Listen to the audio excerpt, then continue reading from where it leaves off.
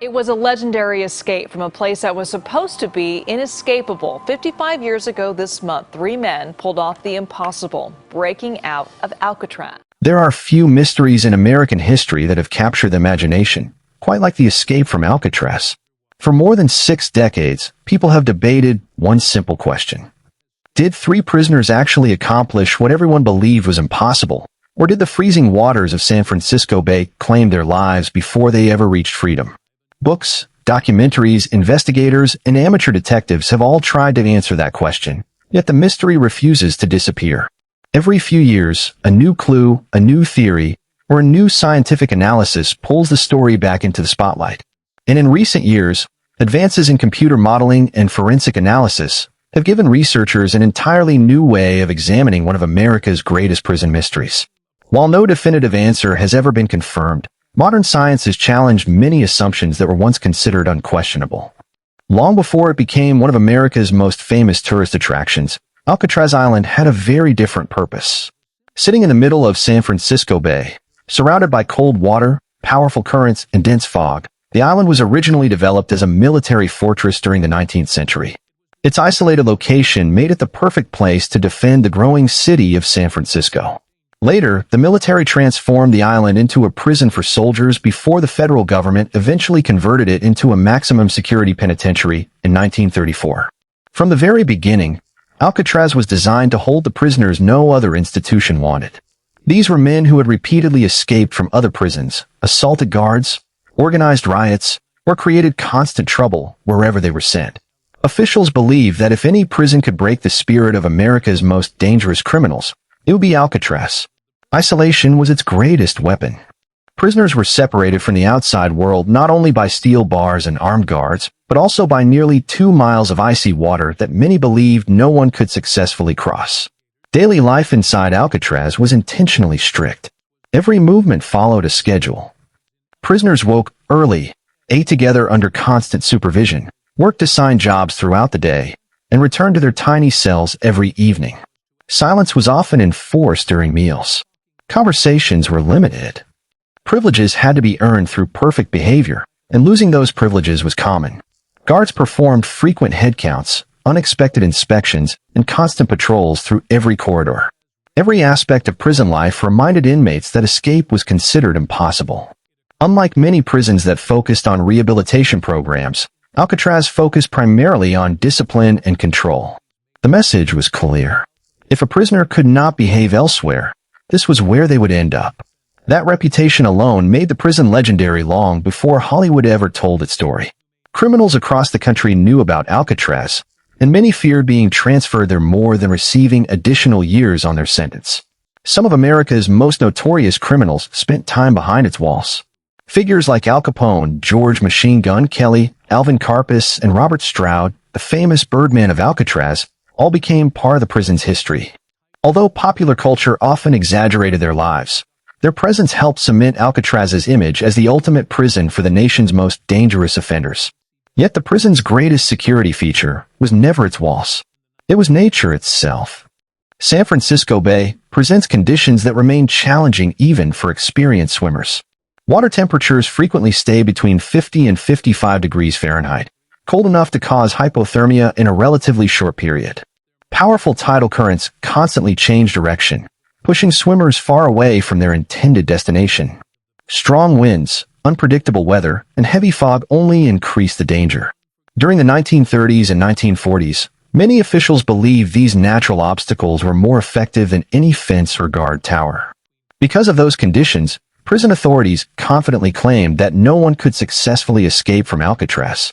During the prison's years of operation, dozens of inmates attempted to flee. Most were captured almost immediately. Others were shot by guards while trying to escape. Several disappeared into the bay and were presumed dead after their bodies never surfaced.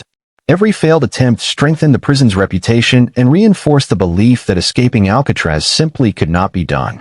That reputation lasted until one remarkable night in June 1962. Among the inmates serving sentences at Alcatraz was a man named Frank Morris. Unlike many prisoners, Morris had earned a reputation not because of violence, but because of his intelligence. From an early age, he demonstrated exceptional problem-solving abilities, Yet his life followed a path of crime rather than opportunity. Arrested repeatedly throughout his youth, Morris spent much of his life moving between reform schools, prisons, and correctional institutions. More importantly, he had successfully escaped from several facilities before arriving at Alcatraz. Prison officials recognized immediately that Morris represented a unique challenge. He possessed patience, discipline, and an ability to observe details that many others overlooked. Those qualities made him dangerous, not because he threatened guards physically, but because he constantly searched for weaknesses in every security system placed before him. Near Morris's cell lived two brothers from Florida, John Anglin and Clarence Anglin. Unlike Morris, whose criminal history involved various offenses, the Anglin brothers had become known primarily for bank robberies. Raised in a large farming family during difficult economic times, the brothers had spent much of their childhood working together. That lifelong bond made them exceptionally effective partners. Even after multiple arrests and prison transfers, they remained close whenever circumstances allowed. When all three men found themselves housed near one another inside Alcatraz, conversations slowly began during quiet evenings. At first, those conversations likely centered on prison life itself. Over time, however, they turned towards something far more dangerous: escape. Most prisoners dreamed about leaving Alcatraz, but very few seriously believed it could happen. Morris thought differently. Instead of accepting the prison's reputation, he began studying every aspect of the building around him. He noticed something unusual. Although the prison appeared indestructible from the outside, portions of the structure had slowly deteriorated over decades of exposure to salty ocean air. Moisture had weakened some areas of concrete surrounding the ventilation openings behind certain prison cells. What most people ignored as ordinary aging, Morris saw as opportunity. That discovery became the foundation of one of history's most carefully planned prison escapes. Rather than rushing into action, Morris and the Anglin brothers spent months observing guard routines, maintenance schedules, and inspection patterns. They paid close attention to every sound, every shift change, and every moment when supervision became slightly less intense. The plan demanded extraordinary patience. Using ordinary metal spoons stolen from the dining hall, along with pieces of discarded metal and improvised tools, the prisoners slowly chipped away at the weakened concrete hidden beneath the ventilation grills in their cells. They removed only small amounts each day, making sure their progress remained invisible. Whenever guards approached, homemade covers concealed the growing holes. The work required incredible discipline because even a single careless mistake could expose the entire operation. Dust had to be hidden. Noise had to be controlled.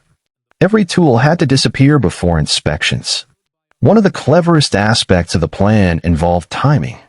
During designated recreation and music periods, prisoners were allowed to play musical instruments. According to later investigations, sounds produced during these sessions helped mask the scraping and drilling taking place behind the cell walls. What sounded like ordinary background noise to prison staff concealed months of careful excavation. Eventually, each opening became large enough for a man to crawl through. Behind the cells lay an unused utility corridor that most prisoners never knew existed. Hidden from routine patrols, the narrow space allowed Morris and the Anglin brothers to move freely after evening lockdown without immediately alerting guards. For the first time, the impossible no longer seemed impossible. Still, escaping the cell block was only the beginning. Even if they reached the roof, climbed down the prison walls, and made it to the shoreline unnoticed, they still faced nearly 2 miles of freezing water under some of the most dangerous conditions in California. Most people would have stopped there. Frank Morris did not. Instead, the escape plan entered an even more ambitious phase, one that required remarkable creativity, careful engineering, and months of preparation without anyone inside one of America's most secure prisons realizing what's happening. As the hidden openings behind their cells grew larger, Frank Morris and the Anglin brothers faced an even greater challenge. Digging through concrete was only the first step. Reaching the mainland required surviving the icy waters of San Francisco Bay, something prison officials believed was virtually impossible. If the men hoped to have any chance at all, they would need equipment that simply did not exist inside a federal prison. So they decided to build it themselves. Over many months, the escape team quietly collected dozens of rubber raincoats issued to inmates. Taking one or two would have attracted attention, so they gathered them gradually, making sure no obvious pattern emerged. Every stolen raincoat was hidden inside the unused utility space above the cell block, where guards rarely ventured. Once enough material had been collected, the prisoners transformed the hidden area into a secret workshop. There, using nothing more than simple hand tools and remarkable patience, they stitched the raincoats together into what investigators later described as a large inflatable raft. Instead of ordinary glue, they reportedly used heat from the prison's steam pipes to seal the rubber seams together, creating an airtight craft capable of floating on open water. They also fashioned homemade life jackets using the same waterproof material. Perhaps even more impressive, with a method they developed to inflate the raft. Rather than relying on lung power alone, the prisoners modified a small musical instrument into a hand-operated air pump. It was a simple but ingenious solution, allowing them to prepare the raft quickly once they reached the shoreline. Every piece of equipment had been created inside one of the most secure prisons in America, without prison staff realizing what was happening only a few feet away. But the raft alone would not guarantee success. The escapees still needed time. If guards discovered their empty cells during the first overnight inspection, the entire prison would lock down before they could reach open water. Searchlights would illuminate the island, patrol boats would flood the bay, and every nearby law enforcement agency would be alerted within minutes. To avoid that scenario, Morris proposed another brilliant deception. The men began constructing lifelike dummy heads. Using soap, toilet paper, and other readily available materials, they carefully sculpted human faces resembling themselves. They painted the heads to imitate natural skin tones using whatever coloring materials they could secretly obtain. To complete the illusion, they collected real hair from the prison barbershop and glued it onto each head. The results were surprisingly convincing. Placed on their pillows beneath prison blankets, the dummy heads gave the appearance of sleeping prisoners. Guards making routine nighttime checks would simply glance through the cell windows, see what appeared to be someone asleep, and continue walking without entering the cells. It was a simple trick, but one that depended entirely on human psychology. People often see what they expect to see. The guards expected prisoners to be asleep. That expectation worked in the escapees' favor. Meanwhile, another member of the group was struggling. Alan West had participated in nearly every stage of the operation. Like Morris and the Anglin brothers, he had spent months digging through the weakened concrete behind his cell. He had helped collect materials, contributed to the planning, and fully intended to escape alongside the others. But when the crucial night finally arrived, everything went wrong. West discovered that the opening behind his cell was still too small. Despite desperately trying to chip away the remaining concrete, he couldn't remove enough material in time. Every passing minute increased the risk that guards would notice unusual activity. Morris reportedly faced an impossible decision. Wait for West and risk everyone being caught, or continue without him. Eventually, the three remaining escapees made the painful choice to leave. West later became the primary source for investigators trying to reconstruct the escape. His detailed account explained how the plan had developed over several months and revealed many of the ingenious methods the prisoners had used. Without his testimony, much of what historians know today about the escape might never have been discovered. Late on the evening of June 11, 1962, Frank Morris, John Anglin, and Clarence Anglin quietly climbed through the openings behind their cells. From there, they crawled into the narrow utility corridor hidden inside the prison walls. Every movement had been rehearsed countless times. They climbed pipes leading toward the roof of the prison, carefully avoiding loose metal that might create unwanted noise. Once reaching the top, they removed part of a ventilation cover and emerged onto the prison roof under the cover of darkness. Below them stretched the island. Ahead of them lay uncertainty. The men carefully descended the outside of the prison building before making their way toward the northeastern shoreline, carrying the folded raft and other supplies. At some point before midnight, they disappeared into the darkness. When the first morning head count began several hours later, guards immediately sensed something unusual. The prisoners appeared to be asleep. One guard reportedly attempted to wake Frank Morris by striking what he believed was the inmate's head. Instead, the dummy head rolled onto the floor. Within seconds, alarms echoed throughout Alcatraz. Prison staff rushed from cell to cell, discovering identical decoys where the Anglin brothers should have been.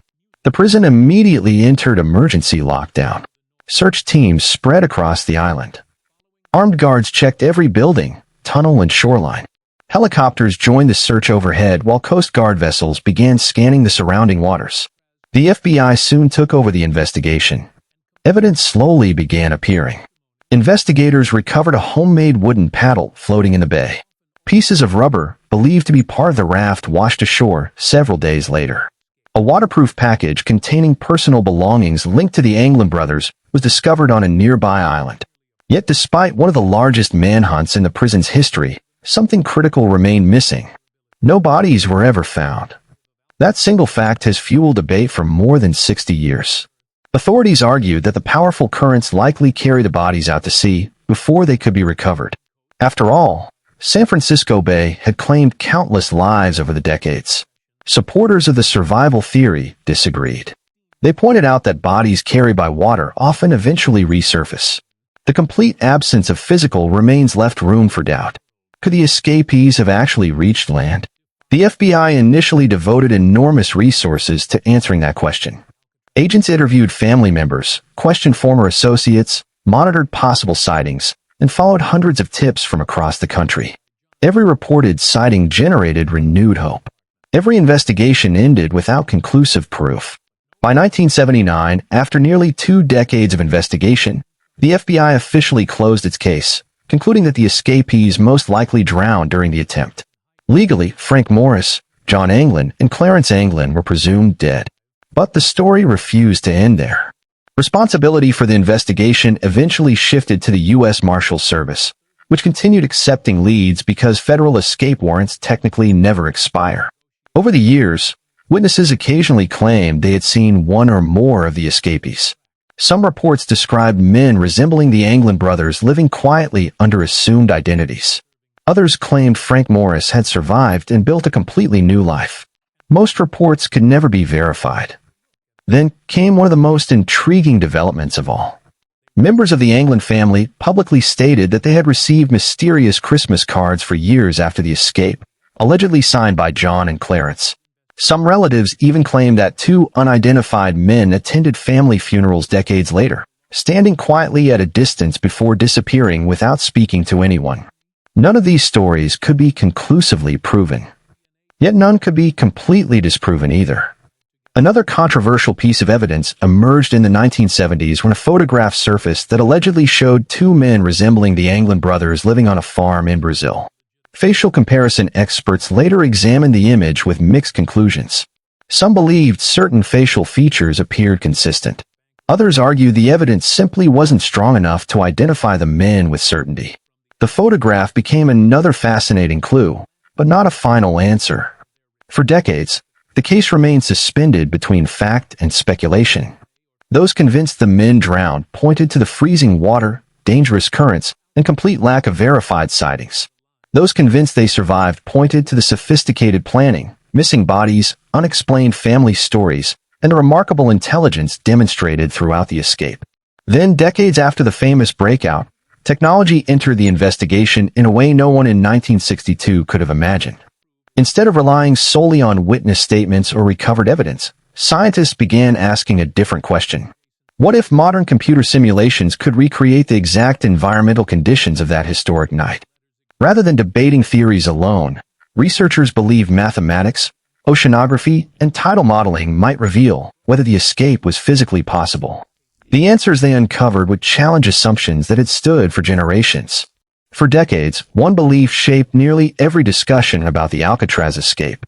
Even if Frank Morris and the Anglin brothers managed to leave the island, the waters of San Francisco Bay would have finished the job.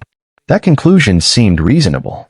The bay is famous for its cold temperatures, unpredictable tides, and fast-moving currents. Countless people assumed no homemade raft could possibly survive such conditions.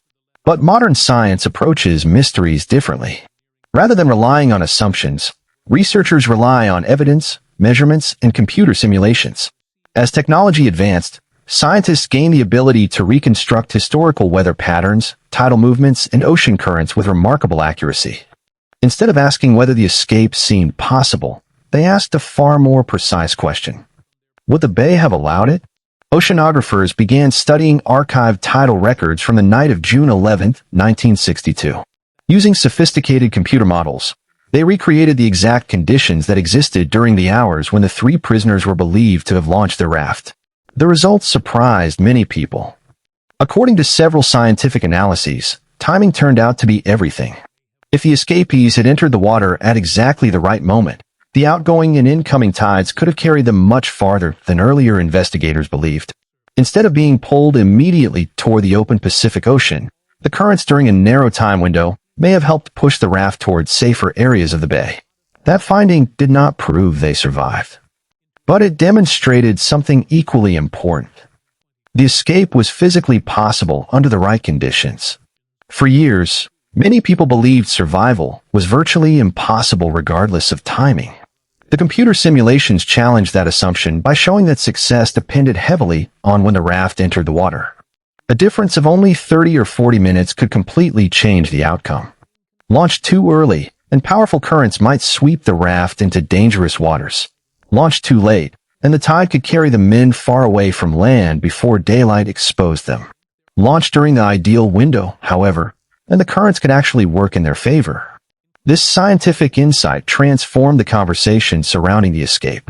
Instead of asking whether anyone could survive the bay, investigators began asking whether Morris had planned the timing as carefully as every other detail of the escape. Considering his reputation for meticulous preparation, many researchers believe he may have done exactly that. After all, nothing about the escape appears accidental. Every stage required patience. Every movement required calculation. Every risk appears to have been carefully weighed months in advance. If Morris spent months studying guard schedules, gathering materials, and building specialized equipment, it seems entirely reasonable that he would also study the tides. Although no written evidence confirms that he did, the possibility cannot be ignored. Meanwhile, investigators continued examining every surviving piece of physical evidence. The homemade paddle recovered shortly after the escape revealed careful craftsmanship. The fragments of the inflatable raft demonstrated that it had indeed been built well enough to float. The recovered life jacket showed that the prisoners understood the dangers they faced. None of these discoveries proved survival, but they confirmed something equally remarkable. The escape plan was far more sophisticated than many people initially believed. Then another twist reignited worldwide interest. In 2013, the San Francisco Police Department reportedly received a handwritten letter claiming to be from John Anglin himself. The writer made an extraordinary statement. "I escaped from Alcatraz in June 1962. According to the letter, all 3 men successfully survived the crossing.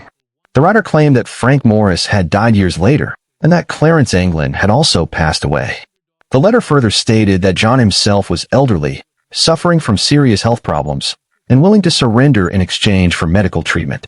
Naturally, the letter attracted enormous attention. Could this finally be the confession investigators have been waiting for? Law enforcement agencies treated the letter seriously enough to conduct forensic examinations. Handwriting specialists compared the writing with known samples. Investigators searched for fingerprints. DNA testing was attempted where possible. The outcome disappointed everyone hoping for a definitive answer. Nothing conclusively proved the letter authentic. At the same time, nothing conclusively proved it was fake. It simply joined the growing collection of evidence that kept the mystery alive. The uncertainty surrounding the letter perfectly reflects the entire Alcatraz case. Almost every clue seems to point in 2 different directions. Every new discovery raises as many questions as it answers. The famous Brazil photograph provides another example. Decades after the escape, an image surfaced showing 2 men working on farmland in Brazil who allegedly resembled John and Clarence Anglin. Facial recognition experts later studied the photograph. Some analysts believed several facial characteristics matched the brothers. Others argued that the image quality was far too poor for any reliable identification. Without additional evidence, the photograph remained another fascinating possibility rather than proof. Family members have also contributed to the mystery. Several relatives of the Anglin brothers have stated over the years that they believe John and Clarence survived. According to family accounts, mysterious Christmas cards allegedly arrived for years after the escape. Some relatives also claimed unknown visitors attended family funerals before quietly disappearing without identifying themselves. These stories have never been independently verified. Still, they continue to intrigue historians because they originated from people who knew the brothers personally. Whether those stories represent genuine clues or family legends remains impossible to determine. One fact, however, has never changed. No verified human remains belonging to Frank Morris, John Anglin, or Clarence Anglin have ever been recovered. For investigators, missing evidence creates difficult questions. If the men drowned, where are the bodies? Ocean conditions certainly could explain their disappearance. Yet the complete absence of physical remains has always left investigators with lingering uncertainty. This uncertainty explains why the case has never completely faded away. Unlike many historical mysteries that eventually lose public attention, the Alcatraz escape continues attracting researchers, historians, engineers, filmmakers, and amateur investigators alike. Each generation brings new technology. Each new technology offers another opportunity to examine old evidence from a fresh perspective. Today, visitors walking through the former prison often pause outside cell block B, staring into the small cells where the escape began. The concrete walls appear ordinary. The ventilation openings seem insignificant. Yet somewhere behind those walls, 3 determined men spent months quietly challenging one of the strongest security systems ever built. Whether they ultimately succeeded remains unknown. Perhaps that uncertainty explains why the story continues to fascinate people around the world. Unlike mysteries that end with clear answers, the Alcatraz escape leaves room for imagination. Some picture Frank Morris and the Anglin brothers disappearing into ordinary lives under new identities, carefully avoiding attention for decades. Others believe the icy waters of San Francisco Bay ended the journey only hours after it began. Both theories remain possible because neither has ever been conclusively proven. What modern science has accomplished is not solving the mystery completely. Instead, it has narrowed the possibilities. Computer simulations have demonstrated that survival was not impossible. Oceanographic research has shown that carefully timed navigation could have increased the escapees' chances dramatically. Forensic investigations continue evaluating new evidence whenever credible information appears. Yet science has also demonstrated its own limitations. Technology can reconstruct tides. It can analyze handwriting. It can compare facial features. It can estimate probabilities. But it cannot reveal what happened during those dark hours after the raft disappeared into the night. Perhaps the final answer vanished with the men themselves. Or perhaps someone somewhere still knows the truth. Until undeniable evidence finally emerges, the Alcatraz escape will remain exactly what it has been for more than 60 years, one of the greatest unsolved mysteries in American history. And maybe that is why the story continues to endure. Not because we know how it ended, but because we still don't.